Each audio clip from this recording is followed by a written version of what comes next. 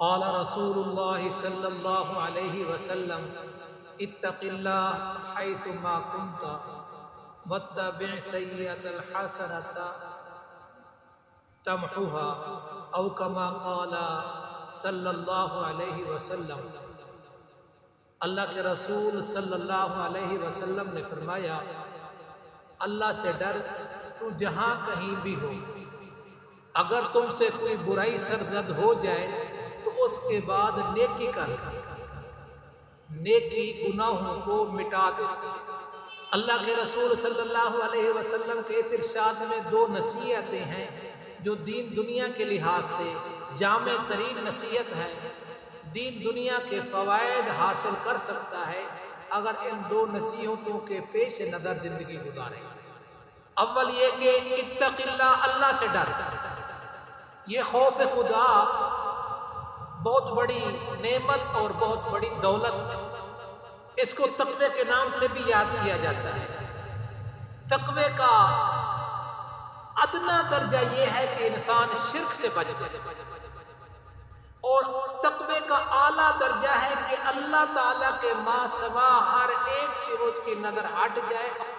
جہاں بندگی کا معاملہ ہو، عبادت کا معاملہ ہو، پکار کا معاملہ ہو، نظر اور نیاز کا معاملہ ہو، منت اور چڑھاوے کا معاملہ ہو، تو یہ سارے حقوق کس کے ہیں؟ اللہ کے۔ اب ان دونوں کے درمیان تقوی کے مختلف درجات ہیں۔ پھر عرض کر دیتا ہوں، تقوی کا ادنا درجہ انسان شرک سے برات اختیار کرے، اور تقوی کا اعلیٰ درجہ اللہ تعالیٰ کے ما سوا سب سے احترام کرے۔ ان دونوں کے درمیان تقوی کے مختلف درجات ہیں۔ تو فرمایا حیثما کنت، تو جہاں کہیں بھی ہو، سفر میں ہو، حضر میں ہو، خوشی میں ہو، غمی میں ہو، جلوت ہو، خلوت ہو،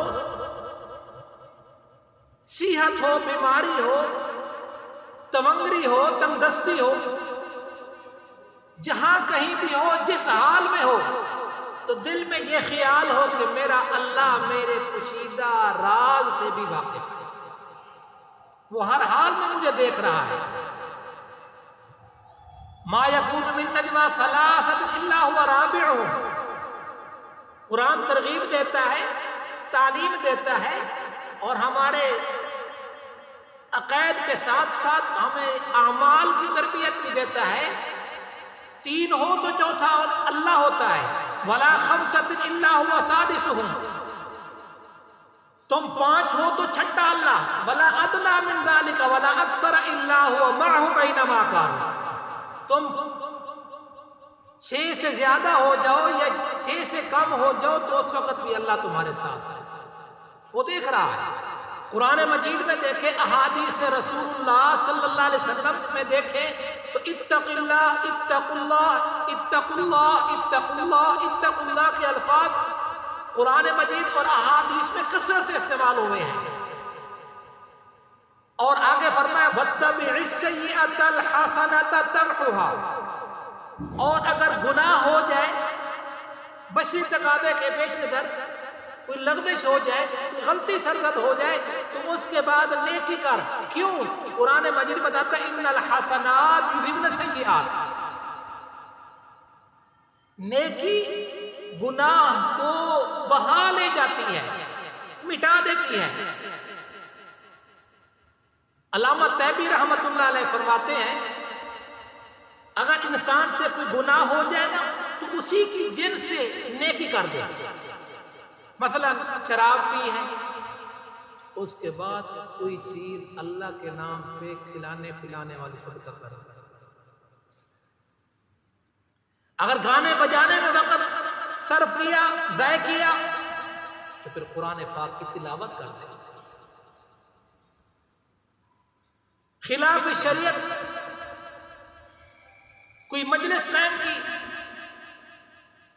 اس میں گپ شپ میں غیبتیں، بہتان، ایسی مجلس میں وقت صرف کیا، تو اب اللہ کے گھر میں بیٹھ کر کچھ ذکر کر لے، کوئی نوافل پڑھ لے۔ ان الحسنات یذہبن السیئات، انسان سے کوئی غلطی ہو جائے تو اس کا علاج فوراً یہ کرے کہ نیکی کر دے. بے شک نیکی گناہوں کو دور کر دیتے ہیں. اللہ تعالی ہماری تربیت فرمائے، تقوی والی دولت نصیب فرمائے، نیکوکاری والی زندگی نصیب فرمائے، طاعات والی عزت نصیب فرمائے، اور معصیت کی ذلت سے محفوظ فرمائے.